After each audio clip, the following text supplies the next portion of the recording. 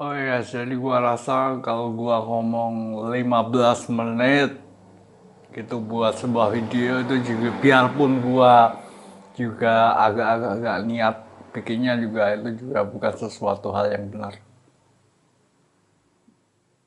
Jadi gua rasa gua bakalan biarpun gua bikinnya asal-asalan tapi gua juga tetap bikinnya juga harus tetap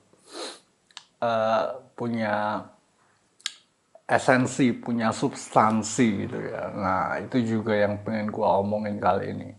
Gua pengen ngomongin substansi dan esensi dari gua kan follow, gua kan subscribe ke salah satu newsletter dari eh, salah satu newsletter dari orang Indonesia itu ya. Kalian tahu gak newsletter itu apa? Newsletter itu email. Ya, pokoknya newsletter. Gua subscribe ke salah satu newsletter dari salah satu orang di Indonesia following gua di X. Gua follow, gua subscribe. Jadi gua baca tulisannya. Nah, menurut gua penulisnya itu menggunakan kata-kata, mencoba untuk memperindah kata-kata dalam newsletternya, dalam emailnya kepada kita. Jadi kata-katanya itu diperindah, kata-katanya itu dibagus-bagusin.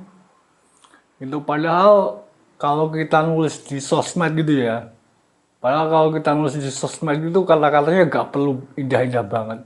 Yang penting punya substansi, yang penting punya esensi. Kalau di barat gitu malah newsletter atau updatean sosmed itu menggunakan data, bukan keindahan kata-kata. Nah, menurut gua penulis Indonesia yang gua subscribe di Substack ini menulis newsletternya dengan memperindah kata-katanya. Jadi kata-katanya dibikin indah banget gitu. Puitis. Jadi menurut gua itu gak perlu ya. Justru itu mungkin dia mencoba storytelling gitu. Storytelling kan tau gak? Menceritakan kisah gitu. Jadi dibikin puitis, jadi kata-katanya dibikin indah.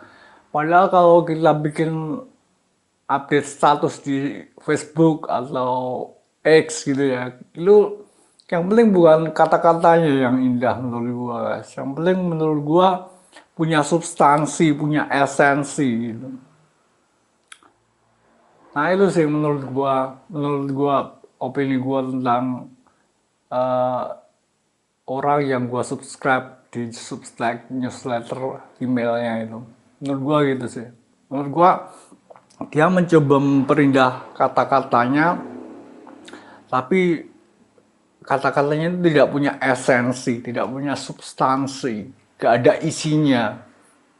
Cuma berusaha mencoba menceritakan sebuah fenomena dengan puitis, dengan kata-kata seindah mungkin. Tapi kita lu gak butuh keindahan cuy.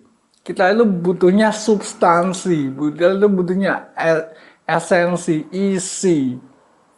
Ini isinya apa? Apa yang bisa dijadikan isi?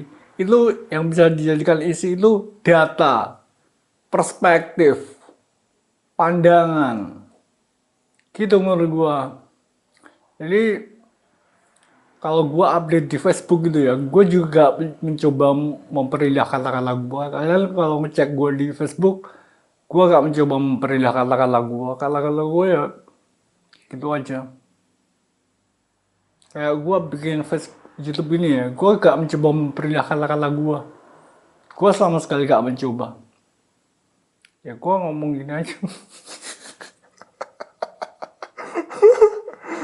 Sorry.